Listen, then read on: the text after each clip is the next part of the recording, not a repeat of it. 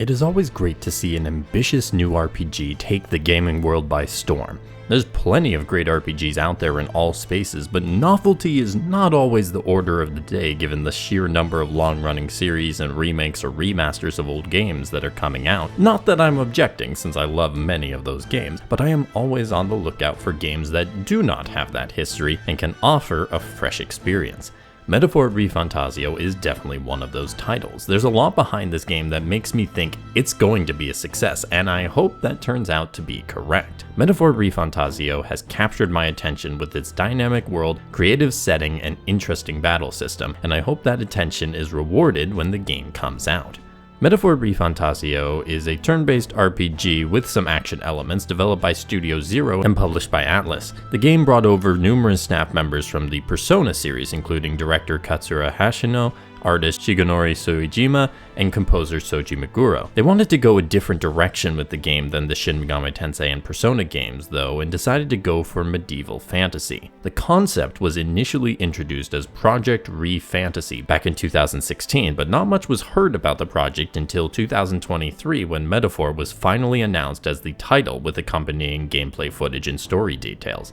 The game is coming out for PS4, PS5, PC, Xbox One, and the Xbox Series on October 11th, 2024. A demo is currently available for the game that carries over data to the main game. Metaphor has repeatedly been cited as an important new IP for Atlus, so it's clear the studio is hoping the game does well as they try to secure another tentpole franchise alongside SMT and Persona. But let's get into what Metaphor is about. In the United Kingdom of Ukrainia, the assassination of the king has left the land in turmoil. In order to determine the next ruler, a tournament is being held via the royal magic. Our protagonist is a boy from the Elda tribe, a highly discriminated group in the kingdom who just so happens to be friends with the prince, who was cursed and has been hidden away in exile, presumed dead for the last few years.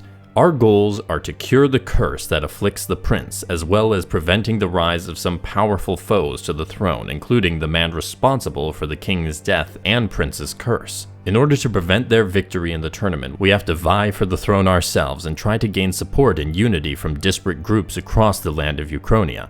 We'll be helped on our journey by various party members, as well as Gallica, our trusted fairy companion, and we'll need all the support we can get as we traverse the land to accomplish our goals.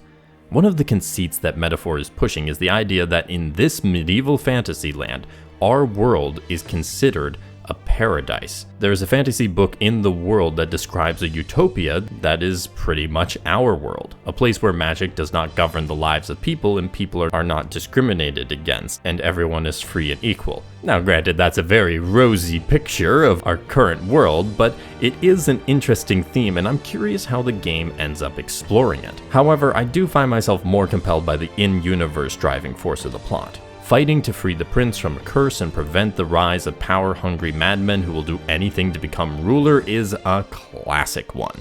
On top of that, the world-building details I've discovered so far through the demo, such as Gallica playing the music into our head diegetically, and the enemies named humans, fascinate me. I love those little details. The world itself has a lot of variety due to the numerous races that live in this land and how they interact with each other and their positions in society. This detail also gives rise to important political differences and factions that make the politics angle of the tournament just as intriguing to me as the other more personal aspects of the story. I've talked about it before with other games, but a lot of my favorite video game stories are adept at mixing the big world-threatening conflict found in many RPGs with the daily struggles and conflicts of general life, and I see potential for Metaphor ReFantazio to strike that balance as well.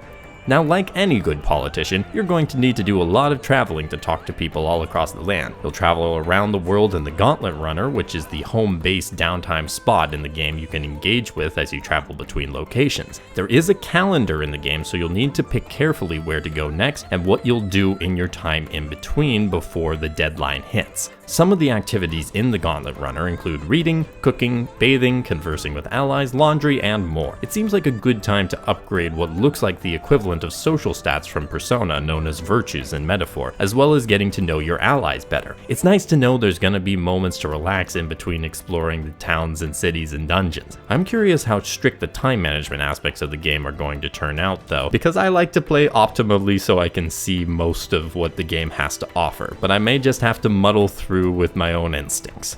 When it comes to what you can do in the towns, there are plenty of quests and bounties to take for money and prestige. You can connect with characters who may become your allies or are bidding for the throne themselves. This is also where you'll give these speeches that will sway the people to your side. Plus, of course, more story content as you try to secure your place in the tournament and thwart the efforts of your rivals. I'm really excited for the locations because they look amazing. Lots to see and plenty of unique architecture. Plus, you can travel around by surfing on your sword, which is so cool. As for combat, the game features an initiation and action combat where you can attack and gain an advantage while dodging enemy attacks in return. It's not as fully formed an action system as you saw in the hybrid system for Trails Through Daybreak, where you could complete an entire encounter in action mode, but it's a nice way to start things off. You can finish off lower level enemies in 1 or 2 hits as you explore around, but enemies of the same level will require diving into turn-based combat to complete. Once you initiate then, it's time for you and your up to 3 allies to face off against the enemies properly. If you have played an Atlus turn-based RPG, you have a good idea of how the system works. Each character has a standard attack, a skills menu that takes MP to use, and then various other staples of RPG combat, such as guarding to reduce damage, items to restore health or cure status effects, and passing your turn. In one of the live streams detailing the combat system, Metaphor's combat system was specifically compared to Shin Megami Tensei 3. You get 1 action per character in your party and can get 1 more when striking weaknesses. This is the same system the enemies use on their turn. There is also a front and back row of combat which you can switch your team members between during their turns. Front row takes the most damage and deals the most damage. Back row does less damage but takes less damage, and sometimes enemies will target by row and you can adjust to avoid the big attack. It's just a little extra strategy to think about on top of everything else, but I'm interested to see how the positioning develops over the game. The main thing that I've encountered that sets Metaphor ReFantazio apart from other RPGs are the archetypes that are your main source of power. These archetypes fit certain roles and give you stat boosts and specific special abilities. As you level up the archetypes, you grow their skills, unleashing greater possibilities, and you can advance and acquire new archetypes over the course of the game. Some of these skills can also be inherited when you switch between the archetypes, which will be necessary. I see this as a fun twist on the job system that you may see in other RPGs, while establishing a narrative reason why our protagonist and the party are able to take on these terrifying humans with relative ease. We're going to have so many options and combinations to use with the archetype system. Then you have the synthesis, which are team-up abilities shared between allies, adding another dimension to the strategy and combat.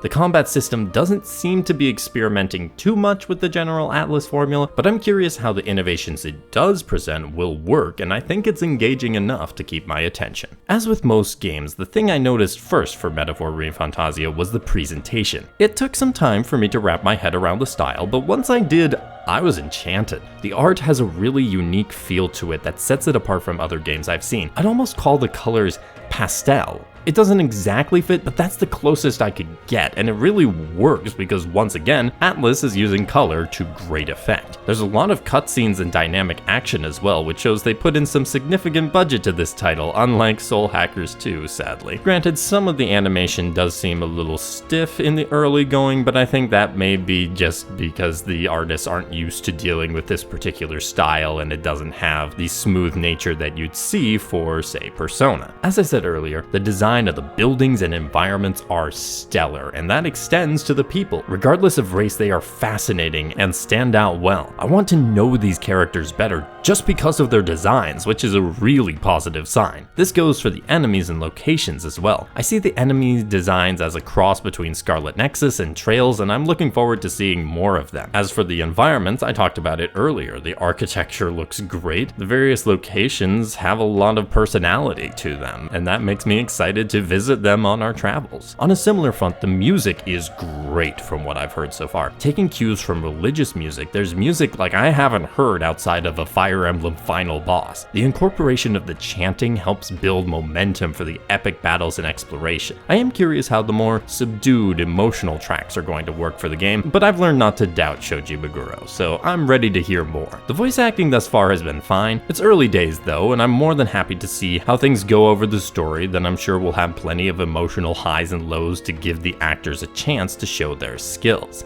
The one character thus far that I really appreciate the voice for, at least in the English dub, is Gallica, because she sounds like an actual adult despite being a fairy. About the only area of presentation where I have any concerns is the UI. Not because it's not pretty, but because there were times while playing the demo where it seemed quite busy. It's difficult to pay attention to everything on screen at once, and you expect that in battle, but that wasn't the time it got overwhelming for me.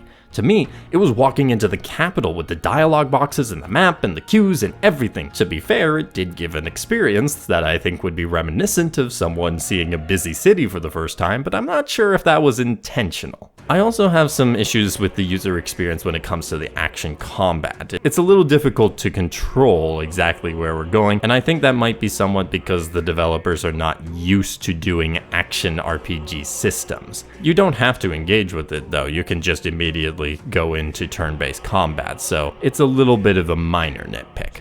Overall, Metaphor ReFantazio captured a unique vision that, if the game proves to be a success, will make it a memorable title for decades to come. There are some games where I know they're going to be a success critically and/or commercially before they release. I don't know how it will go for Metaphor ReFantazio. Not because it doesn't look and play great, but because it's so ambitious and different that I could see it going either way. Also, the still ridiculous $70 price tag. Personally though, I'm really hoping it succeeds because I'm always happy to see companies take risks on new IPs like this. I guess we'll just have to see, but for now, I'd like to hear your thoughts. Are you planning on getting Metaphor? Have you tried out the demo? What are your thoughts? Let me know in the comments and give a like to the video on the way there. If you're not already subscribed, please do so, and I will see you all in the next video. Have a great day, and happy gaming.